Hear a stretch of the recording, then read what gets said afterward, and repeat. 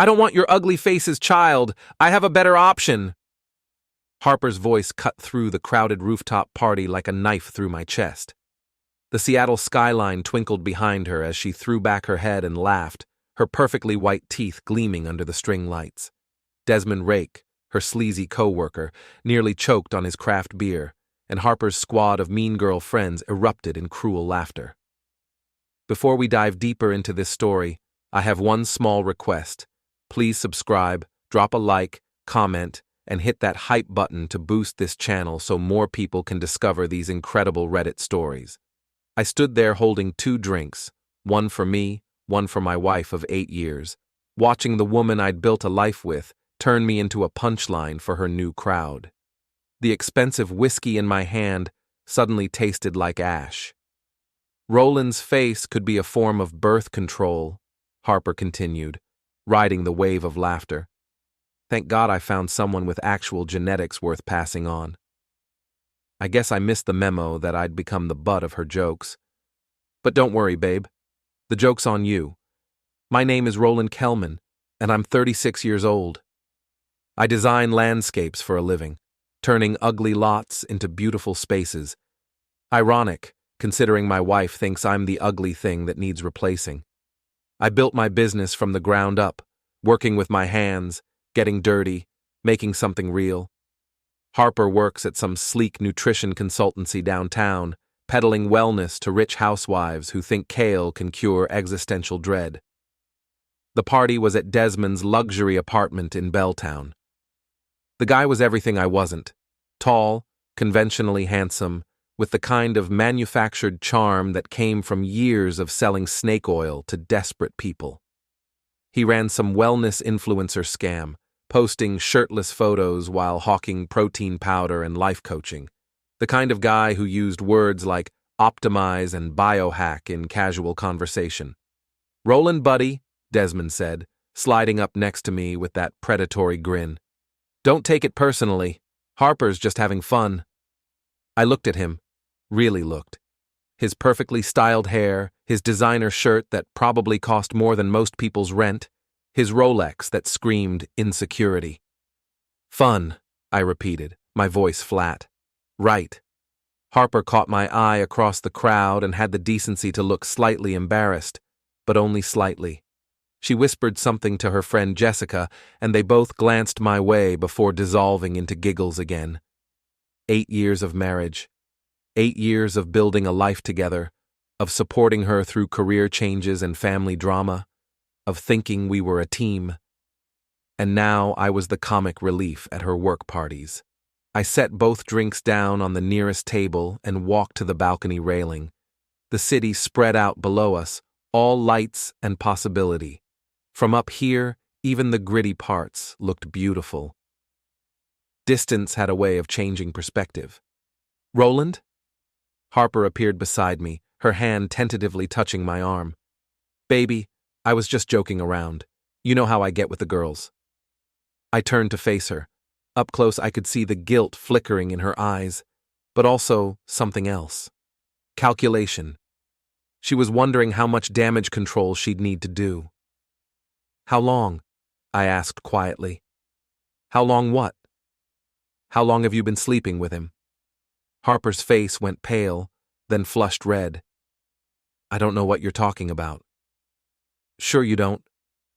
I looked back at the party, where Desmond was holding court with her friends, probably telling them about his latest business venture or spiritual awakening or whatever bullshit he was peddling this week. The late nights, the new clothes, the way you light up when you talk about work, the way you've been looking at me like I'm something stuck to your shoe. "Roland, you're being paranoid." "Am I?" I pulled out my phone and showed her the screen. A text message from earlier that evening. "Can't wait to see you tonight. D." The message had been meant for her, but it came to my phone instead. Technology is funny that way. Sometimes our devices sync up in unexpected ways, especially when you've been sharing an Apple ID for years and your wife forgets to change her settings. Harper stared at the phone like it might bite her. That's not what you think." "What I think," I said, pocketing the phone, is that my wife has been screwing her coworker and making me the laughingstock of her social circle. What I think is that the woman who promised to love me for better or worse has decided I'm too ugly for her new life. Tears started forming in her eyes, but they looked more frustrated than remorseful. Roland, please. Can we talk about this at home? Home. I laughed, but there was no humor in it. You mean the condo I pay for while you spend your money on new lingerie and hotel rooms? The party continued behind us, oblivious to the drama unfolding on the balcony. Someone had turned up the music, and I could hear Desmond's laugh booming over the bass line. I want a divorce, Harper said suddenly, the words tumbling out like she'd been holding them back for months. I've been trying to figure out how to tell you. There it was. The truth, finally. No more pretending, no more games, just the ugly reality of what our marriage had become. Well, I said, at least now we're being honest. I walked back through the party, past the shocked faces of Harper's friends, past Desmond's smug grin, past all the beautiful people in their beautiful clothes living their beautiful lies.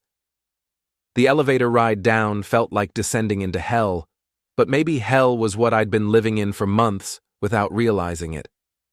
Outside, the Seattle rain had started, that fine mist that soaks through everything eventually. I stood on the sidewalk, letting it dampen my hair and jacket, and pulled out my phone to call the one person who'd never lie to me. Sam, it's Roland. Yeah, I know it's late. Listen, I need to hit something. Hard. The boxing gym at 2 a.m. was exactly what I needed. Empty, honest, and unforgiving. Sam Patel had opened it up for me, like he'd done a dozen times over the years when life got complicated. He was my best friend, my former trainer, and the closest thing I had to a brother. She said what? Sam's voice echoed in the empty space as I wrapped my hands. That my face could be birth control. I pulled the wraps tight, feeling the familiar comfort of preparation. In front of everyone, like it was the funniest thing she'd ever thought of. Sam shook his head, holding the heavy bag steady. 8 years, man. 8 years, and this is how she does you? I threw the first punch, feeling the impact travel up my arm. The affair's been going on for months, maybe longer. I've been too stupid to see it. Not stupid, trusting. There's a difference. Another punch, harder this time. Same result. We worked in silence for a while, the rhythm of fists against leather providing a soundtrack to my anger. Sam had been coaching fighters for 20 years, and he knew when to talk and when to just let someone work through their demons. So, what's the plan? He finally asked, as I paused to catch my breath. Divorce. She already asked for one anyway. That's not what I meant, and you know it. I looked at him, seeing the concern in his dark eyes. Sam had grown up in the same neighborhood I had, back when this part of Seattle was still working class and honest. We'd both fought our way up from nothing, but we'd done it clean. I'm not going to do anything stupid, I said. Good, but that doesn't mean you have to roll over and give up either. The next morning, I woke up alone in our condo. Harper's side of the bed was still made. She'd never come home. I made coffee and sat at the kitchen island, looking around at the space we'd created together. Everything was modern and minimalist, Harper's aesthetic winning out over my preference for warmth and character. Even our home felt like it belonged more to her than to us. My phone buzzed with a text from her. Staying at Jessica's, we need to talk about logistics. Logistics. Like our marriage was a failed business venture that needed to be wound down efficiently. I spent the day doing what I do best, working with my hands. I had a project in Fremont, turning a neglected backyard into something beautiful. The clients were a young couple, probably about where Harper and I had been 5 years ago, full of hope and plans for the future. We want it to be a place where we can grow old together, the wife told me, her hand intertwined with her husband's. Somewhere our kids can play. Kids. Harper and I had talked about children for years, always pushing the timeline back. Her career, my business, the timing never quite right. Now I wondered if she'd been stalling because she was already planning her exit strategy. That evening, I went through our shared computer more carefully. Harper had always been careless with digital security, and 8 years of marriage had given me access to most of her accounts. What I found made my stomach turn. Hotel receipts going back 6 months. Credit card charges at expensive restaurants I'd never been to. Photos on her phone that she'd forgotten to delete. Her and Desmond at some corporate retreat, looking very much like a couple. But the worst part was the group chat with her friends. Months of messages about her situation, as they called it. How she was trading up. How Desmond was everything Roland isn't. How she was just waiting for the right time to make her move. Jessica had written, "You deserve someone who matches your energy. Roland's always been beneath you." Harper's response, "I know. I just feel guilty sometimes. He's not a bad person, just limited. Limited. Like I was a rough draft of a human being that needed editing. There was more. Screenshots of Desmond's social media posts, discussions about their future together, even speculation about whether I'd make a scene when she left me. They'd been planning this for months, treating my life like it was some soap opera for their entertainment. The final message in the chain was from 2 days ago. Can't wait to see Roland's face when he realizes he's been replaced by a real man. I closed the laptop and poured myself 3 fingers of whiskey. Then I opened it again and started taking screenshots of everything. If Harper wanted to play games, she'd learn that I knew the rules too. My phone rang. Harper. "Roland, we need to talk." "I'm listening." "I'm coming home. We need to discuss how we're going to handle this." "Handle what, exactly?" A pause. "The divorce, the division of assets, the situation." "Ah, yes, the situation. Your friends have been very helpful in explaining the situation to me." Another pause, longer this time. "What do you mean?" "I mean I know about the group chat, Harper. I know about the hotel receipts, the corporate retreat, the 6 months of planning my humiliation. I know about all of it." "Roland, no, let me finish. You want a divorce? Fine. You want to be with Desmond? Also fine. But you don't get to make me the villain in your story. You don't get to rewrite history to make yourself feel better about what you've done. I never meant for you to find out like this. How did you mean for me to find out? At another party? In another public humiliation? Or were you just going to keep lying until I figured it out myself?" "It's complicated." "No, it's really not. You fell in love with someone else and decided to handle it in the cruelest way possible. You turned me into a joke for your friend's entertainment. That's not complicated, Harper. That's just mean." I could hear her crying on the other end of the line, but it didn't move me the way it once would have. Those tears felt calculated now, another tool in her arsenal. "I'll be at Jessica's tonight," she said finally. "We can talk tomorrow when we've both calmed down." "I am calm," I said, and I was. For the first time in months, I felt perfectly clear about what I needed to do. "See you tomorrow, Harper." After I hung up, I called my lawyer. Then I called my bank. Then I called Sam. "You ready for round 2? He asked when he picked up. "Round 2? Last night was just you working off steam. Tonight, we plan your comeback." I looked around the condo one more time, seeing it with new eyes. In a few months, this would all be history. Harper would get her fresh start with Desmond, and I'd get my life back. But first, I was going to make sure she understood the real cost of treating someone like they were disposable. Harper came home the next evening with her war face on, perfectly applied makeup, designer clothes, and the kind of cold determination that had made her successful in business. She'd brought backup, Jessica and another friend named Monica, both of whom had participated in the group chat character assassination. "We need to discuss terms," Harper announced, setting her purse down on the kitchen counter like she was claiming territory. I was sitting at the dining table with my laptop open, surrounded by printed documents, bank statements, credit card bills, hotel receipts, screenshots of text messages, 8 months of evidence laid out like a crime scene investigation. terms, I repeated. Interesting word choice. Jessica stepped forward, clearly appointed as Harper's spokesperson. Roland, we know this is difficult, but we need to be adults about this. Adults. I gestured to the papers spread across the table. Is it adult to spend 6 months planning someone's humiliation? Is it adult to turn your marriage into entertainment for your friends? Monica shifted uncomfortably, but Jessica held her ground. Harper made mistakes, but you're not blameless here either. Really? Enlighten me. You've been emotionally unavailable for years, Jessica said, reading from what was obviously a prepared script. Harper felt neglected, unappreciated. She found someone who actually sees her worth. I laughed, and the sound was sharp enough to make all 3 women flinch. Her worth. Right. Let me show you something. I turned the laptop around so they could see the screen. It was Desmond's Instagram profile, open to a photo of him with his arm around a brunette woman at what looked like a very romantic dinner. That was posted 3 days ago, I said, while Harper was texting him about their future together.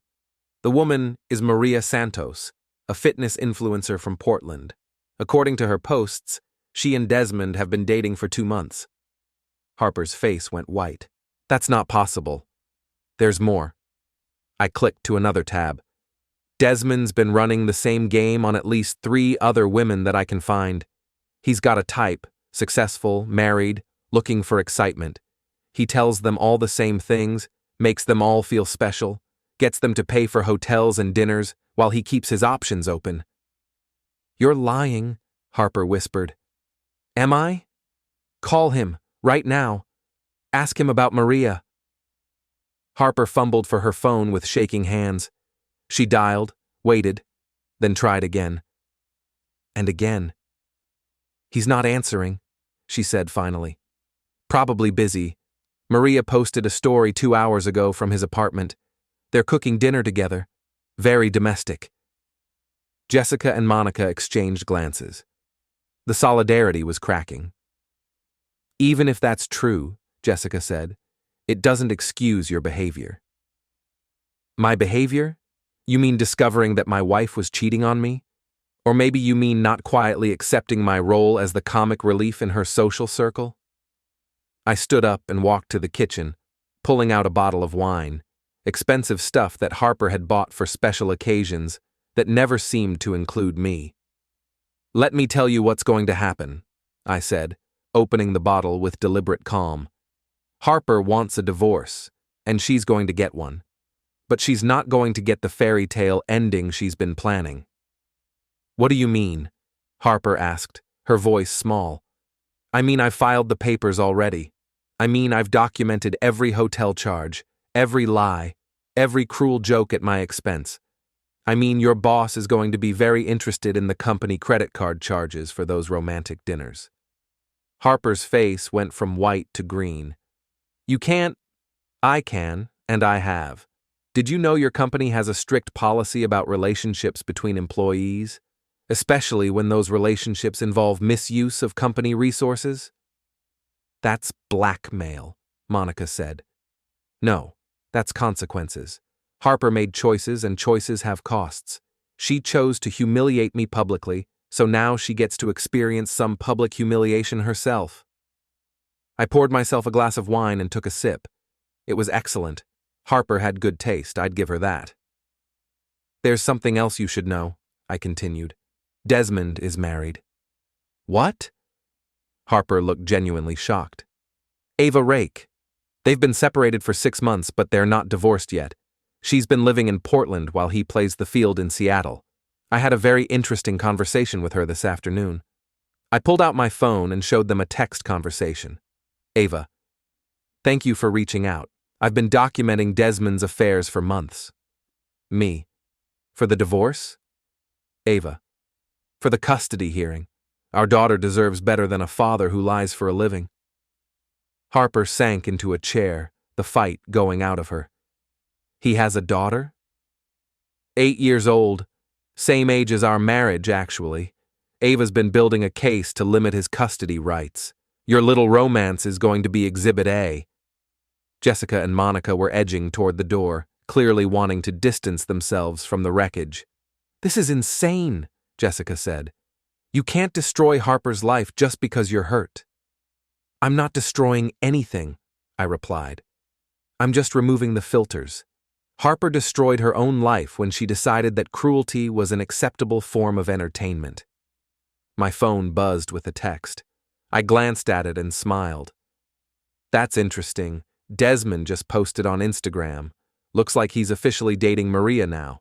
Very romantic caption about finding his soulmate." I turned the phone so Harper could see.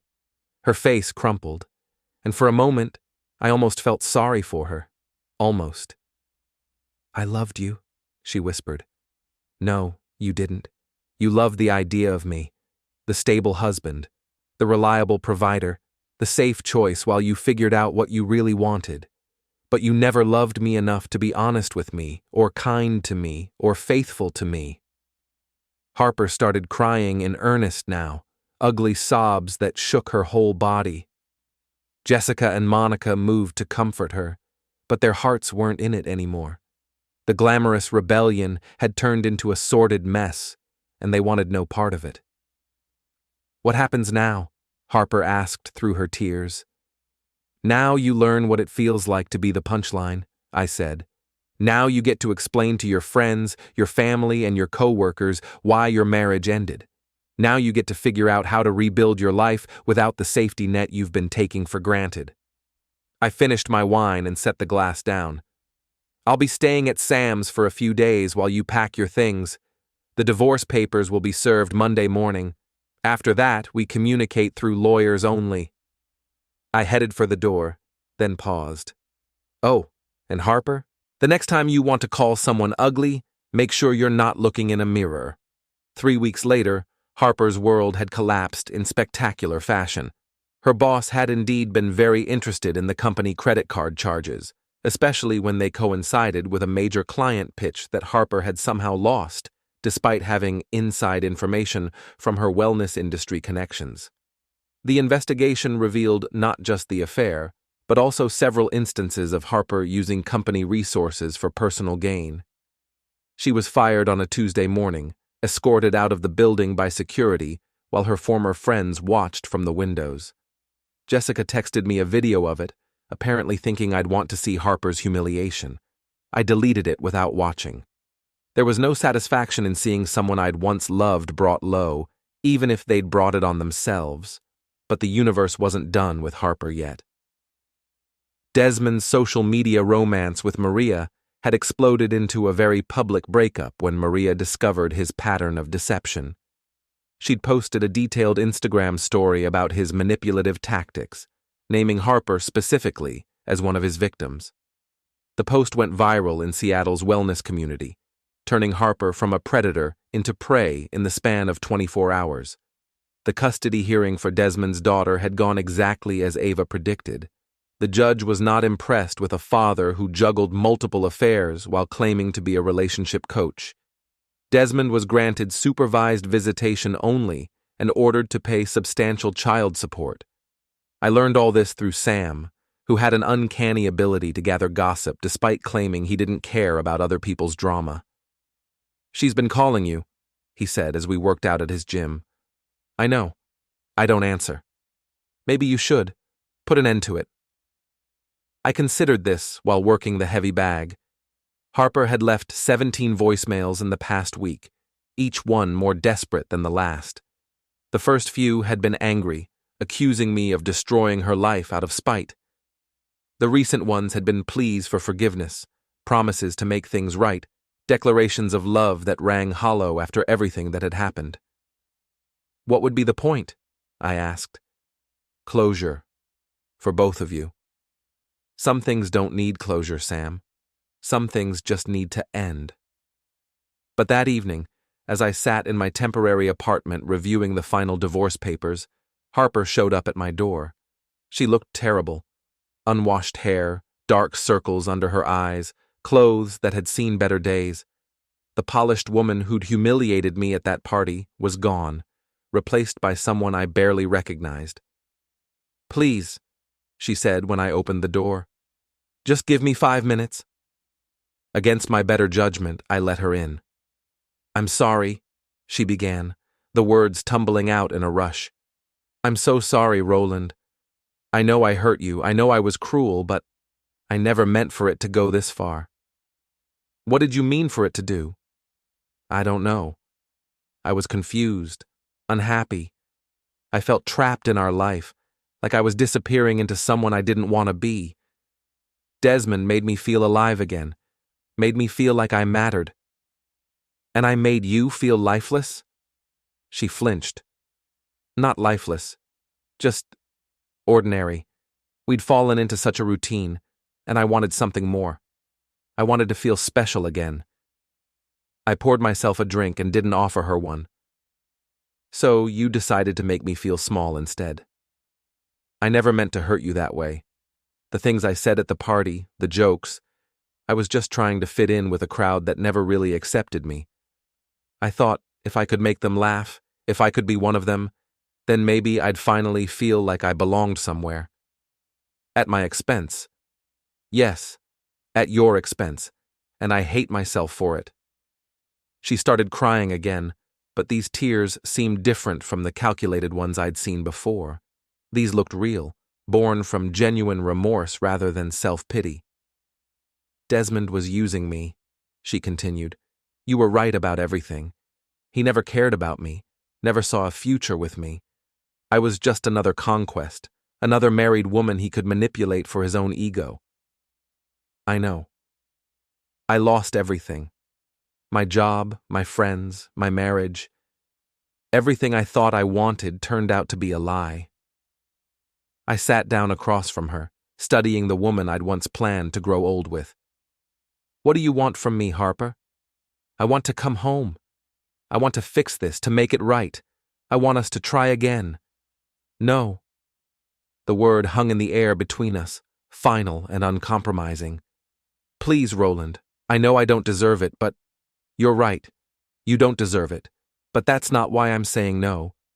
She looked at me with confusion and hope warring in her eyes. I'm saying no because I don't want to try again, not with you, not with us. What we had is gone, Harper.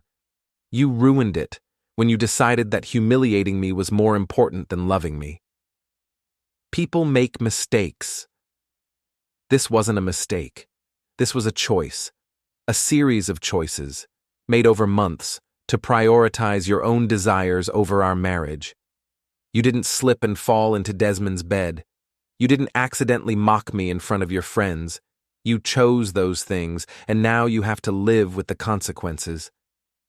She was sobbing now, her whole body shaking with the force of her grief. I love you. No, you don't. You love the security I represented, the safety net you threw away. You love the idea of not having to face the consequences of your actions alone. But you don't love me, Harper. If you had, none of this would have happened. I stood up and walked to the window, looking out at the Seattle skyline.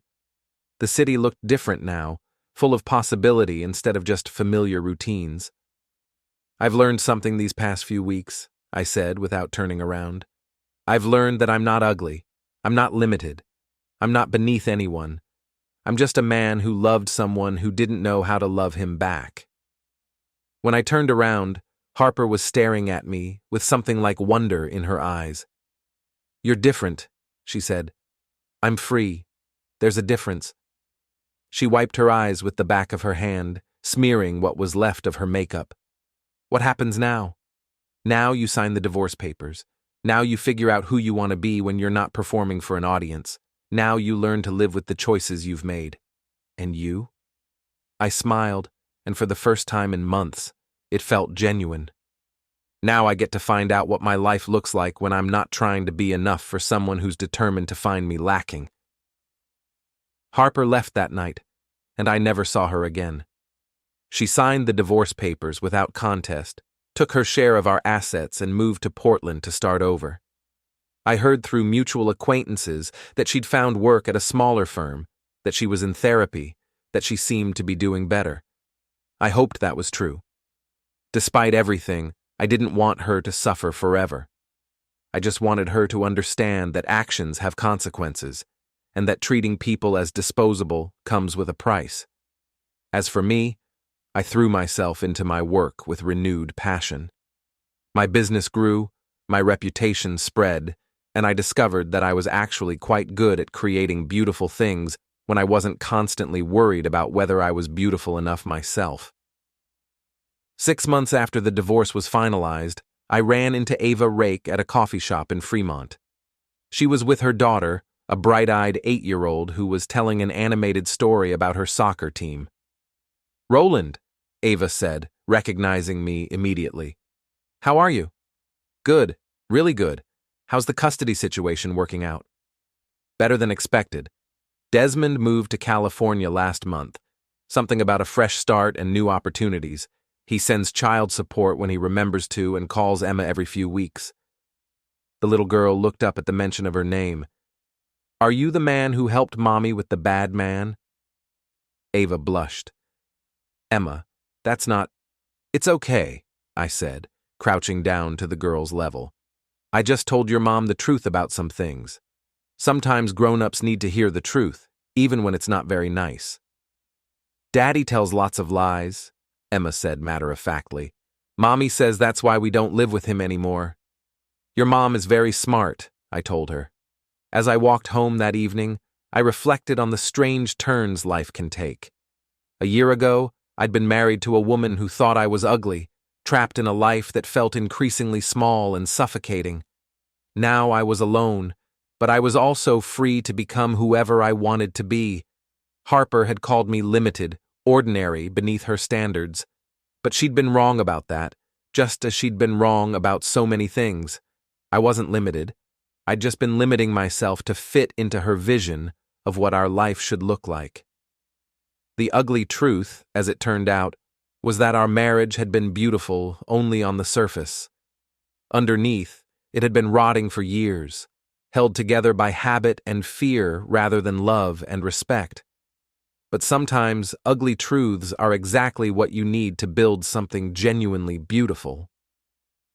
1 year after my divorce was finalized, I stood in the backyard of a house I'd never imagined owning, a 1920s craftsman in Wallingford with original hardwood floors, built-in bookcases, and enough character to make up for decades of Harper's minimalist aesthetic. The previous owners had let the garden go to hell, but I could see its potential beneath the weeds and overgrowth. "This is going to be incredible," said the woman standing beside me, her hand shading her eyes as she surveyed the space. "I can already picture it." Louise Lane was a client who'd become something more over the past 6 months. She was a pediatric nurse at Seattle Children's Hospital, recently divorced herself, with a 10-year-old son named Fred, who had strong opinions about everything from soccer to soil composition. She'd hired me to design a garden for the small house she'd bought after her own marriage ended, and somewhere between planning the herb spiral and installing the raised beds, we'd discovered we had more in common than just failed relationships. "The previous owners had good instincts," I said, pointing to a massive oak tree that dominated the back corner of the yard. "They just didn't have the time to maintain it properly." "Or the knowledge," Louise added. "Not everyone can see potential the way you do." It was a simple compliment, but it hit me in a way that Harper's praise never had. Louise saw my work as a gift, not a limitation. She understood that creating beauty from neglect was a form of art, not just manual labor. My phone buzzed with a text from Sam. "You coming to the gym tonight? Got a new kid who thinks he's the next Muhammad Ali. Could use some humbling." I showed the message to Louise, who laughed. "Go. Fred and I are making pizza tonight anyway. You'd just be in the way." "Your loss. I make excellent pizza. You make excellent everything. That's the problem." The easy affection in her voice was something I was still getting used to. After years of feeling like I had to earn Harper's approval, being with someone who genuinely enjoyed my company felt almost too good to be true. At the gym that evening, Sam introduced me to the new fighter, a cocky 19-year-old named Tommy, who'd won a few amateur bouts and thought he was ready for the pros. "Show him what real boxing looks like," Sam said, tossing me a pair of gloves. I hadn't sparred seriously in months, but the muscle memory was still there. Tommy came at me with all the subtlety of a freight train, throwing wild haymakers and leaving himself wide open. I slipped his punches easily, landing light jabs to remind him that technique mattered more than power. "You're old," he panted after the second round. "I'm experienced," I corrected. "There's a difference." By the fourth round, Tommy's attitude had adjusted considerably. He was still throwing punches, but now he was also listening when I offered advice about footwork and defense. "Not bad for an old man," he admitted, as we touched gloves at the end of the session. "Not bad for a young punk," I replied. Later, as Sam and I cleaned up the gym, he brought up the subject I'd been expecting. "You hear Harper's getting married again?" I paused in wrapping the hand wraps. "Good for her." "That's it? Good for her? What else should I say? I hope she's learned from her mistakes? I hope she treats this one better than she treated me? I hope they're happy together?" "Do you hope that?" I considered the question seriously. "Yeah, actually, I do. Harper wasn't evil, Sam. She was just selfish and immature. Maybe she's grown up some." "You've grown up some, too." "I'd like to think so." The truth was, I barely thought about Harper anymore. The anger had faded months ago, replaced by something closer to indifference. She was a chapter in my life that had ended, and I was more interested in writing new chapters than rereading old ones. "Louise is good for you," Sam said as we locked up the gym. "Yeah, she is." "You going to marry her?" "Maybe. Someday. We're taking it slow." "Smart. You've got time." As I drove home through the Seattle streets, I reflected on how much my life had changed. The condo I'd shared with Harper was gone, sold as part of the divorce settlement. The modern furniture, the minimalist decor, the carefully curated life, all of it had been replaced by something messier but more authentic. My new house was full of books, comfortable furniture, and the kind of lived-in warmth that Harper had always claimed was cluttered. Louise's influence was already visible in small ways. Fresh flowers on the kitchen table, a child's artwork stuck to the refrigerator, the sound of laughter echoing through rooms that had been silent for too long. The next morning, I woke up early and went for a run through my neighborhood. The streets were quiet, the air crisp with the promise of autumn. As I ran past the houses where families were just starting their days, I felt a contentment I hadn't experienced in years. My phone rang as I was cooling down. Unknown number. "Roland, it's Harper." I stopped walking, surprised by the call. "Harper, it's been a while." "I know. I'm sorry to bother you. I wanted to tell you something." Her voice sounded different, calmer, more mature than I remembered. "I'm listening. I'm getting married next month, to a man named David. He's a teacher. Very different from the kind of men I used to date." "Congratulations." "Thank you. But that's not why I called." She paused, gathering her thoughts. "I called because I wanted to apologize. Really apologize, not just the desperate sorry I gave you when everything fell apart. Harper, please, let me say this. I've been in therapy for the past year, working through a lot of things. I realize now how badly I treated you, how cruel I was. You didn't deserve any of it.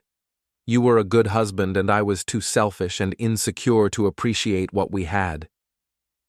I sat down on my front steps, not sure how to respond. "I know it doesn't change anything," she continued. "I know I can't undo the hurt I caused, but I needed you to know that I understand now how wrong I was. You weren't the problem in our marriage, Roland. I was. We both made mistakes," I said finally. "No, that's generous of you to say, but it's not true. You made the mistake of loving someone who didn't know how to love you back. That's not really a mistake, that's just bad luck."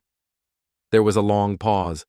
In the background, I could hear the sounds of a busy household, a dog barking, a man's voice asking about coffee, the ordinary sounds of a life being lived. "Are you happy?" I asked. "I'm learning to be. David is patient with me, helps me be a better person. We're taking premarital counseling, working on communication and trust. All the things I should have done with you. I'm glad. Are you? Happy, I mean? I looked up at my house, thinking about the garden I was planning, the woman who would be coming over later to help me paint the guest room, the life I was building one day at a time. Yeah, I said. I really am. Good. You deserve it.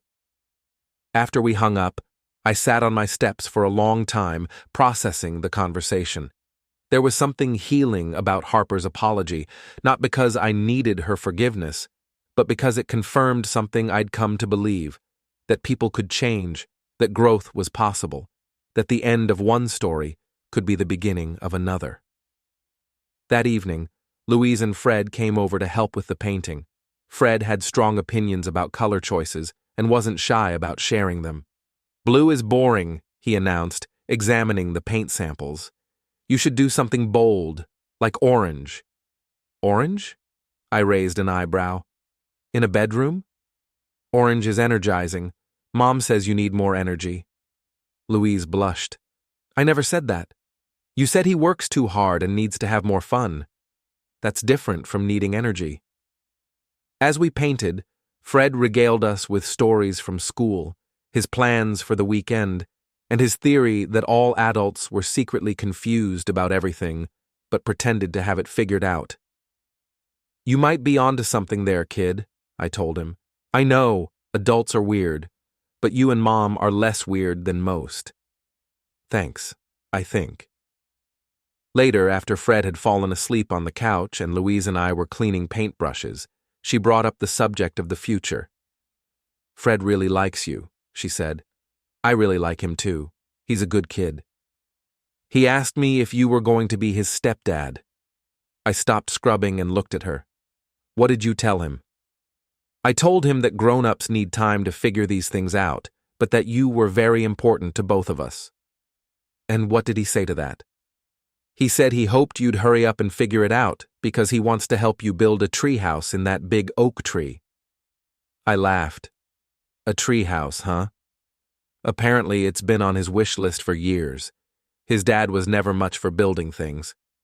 Well, we can't disappoint him. Louise moved closer, her hand finding mine. Are we talking about the treehouse or something else? Both, maybe. She kissed me then, soft and sweet, and full of promise. When we broke apart, she was smiling. I love you, she said simply. I love you too. It was the first time either of us had said it, and it felt like a beginning rather than an ending. Not the desperate, clinging love I'd had with Harper, but something steadier and more real.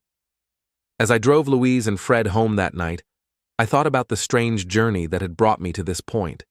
A year ago, I'd been the ugly husband, the punchline, the man who wasn't good enough for his wife's new life.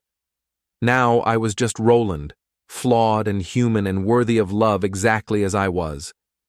The ugly truth had set me free, and what I'd built in its place was beautiful in ways I was still discovering. 6 months later, I proposed to Louise in the garden behind my house, with Fred hiding behind the oak tree trying to get the perfect photo on my phone. She said yes. Fred whooped with joy, and the neighbors probably thought we were all crazy for celebrating so loudly at 7 a.m, but we didn't care. We were writing our own story now, and it was going to be beautiful.